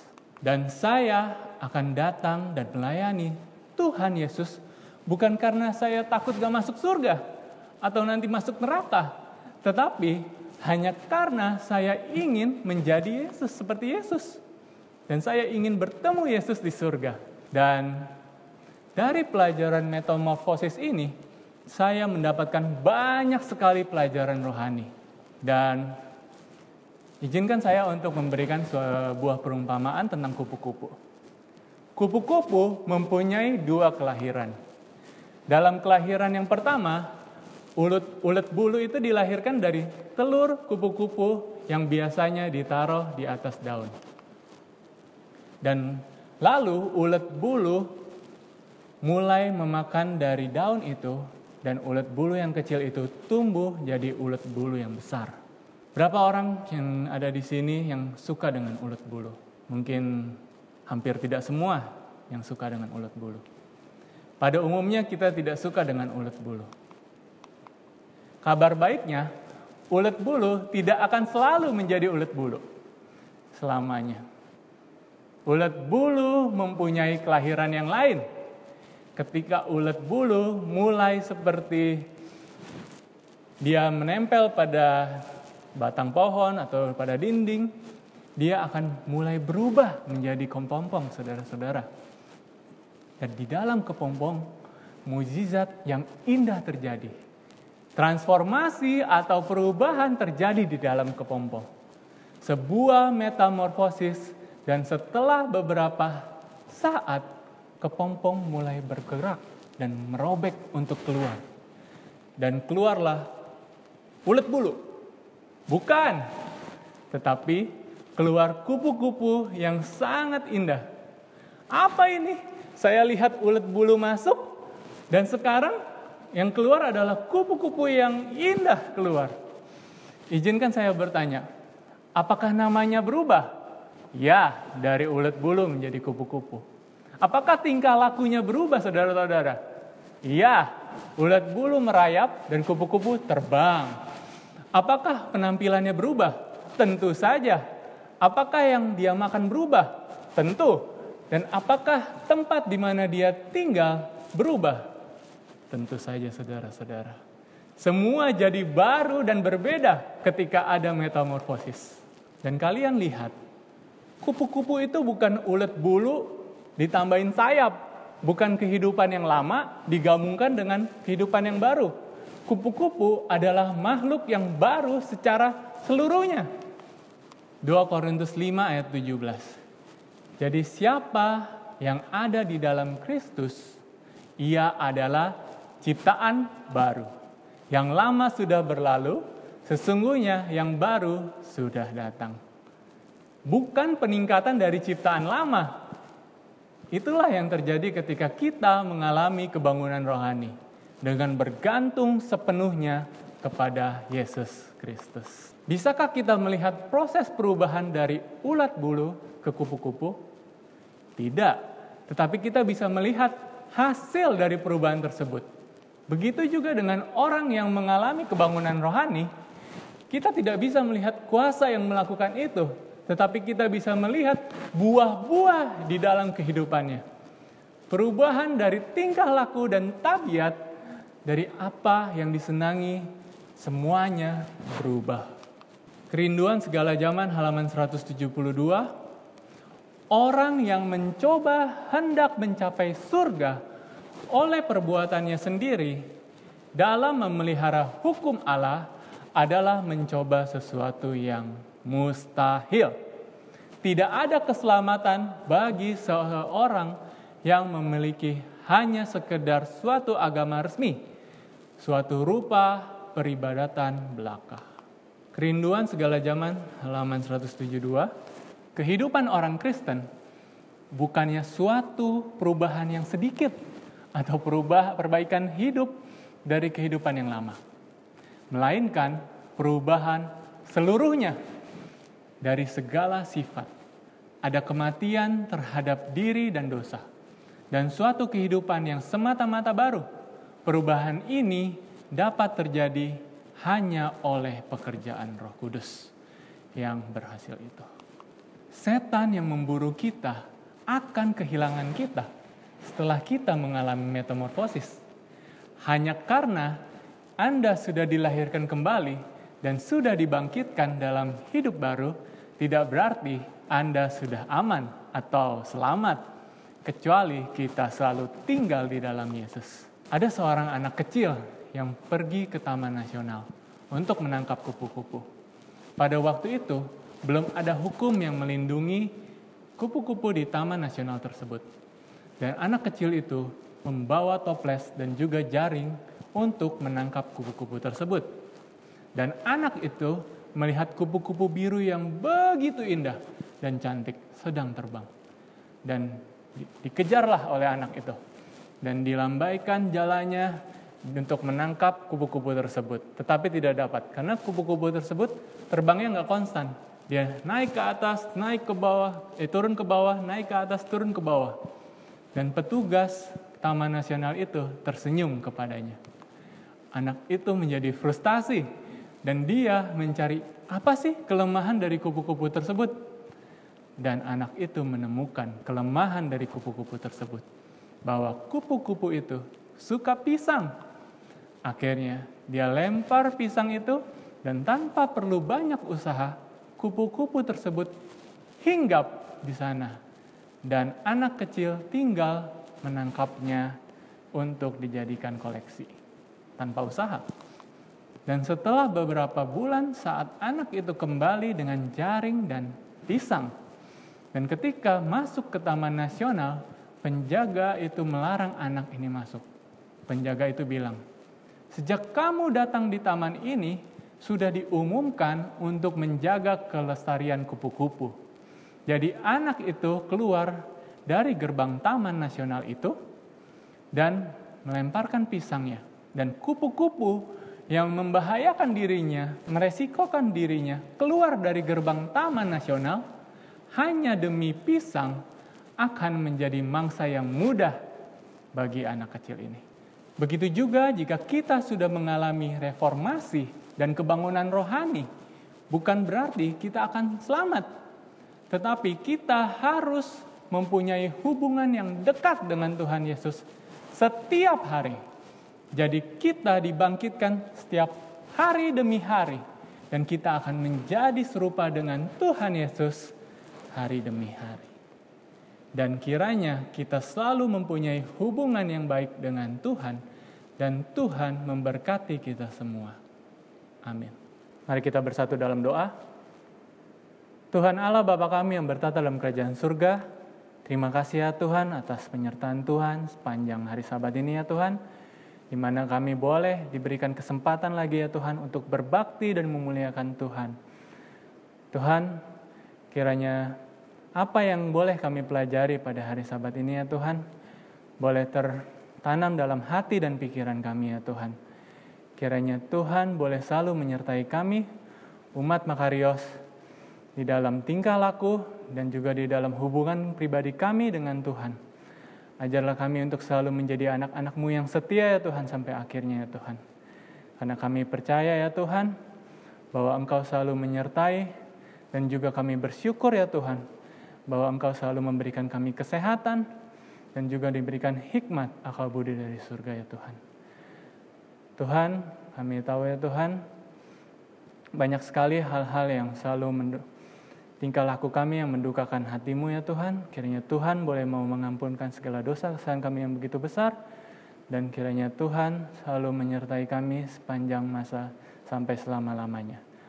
Dalam nama Yesus kami berdoa dan mengucap syukur. Amin.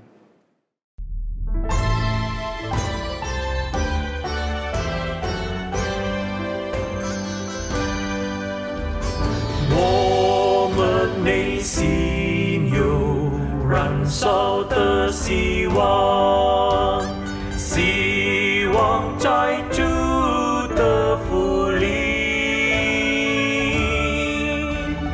我们有基督传授的信念，相信他话语的应许。我们相信时间到，当愿尽民主国家，兴致大喊唱支歌，哈利路亚，基督王。我们内心有燃烧的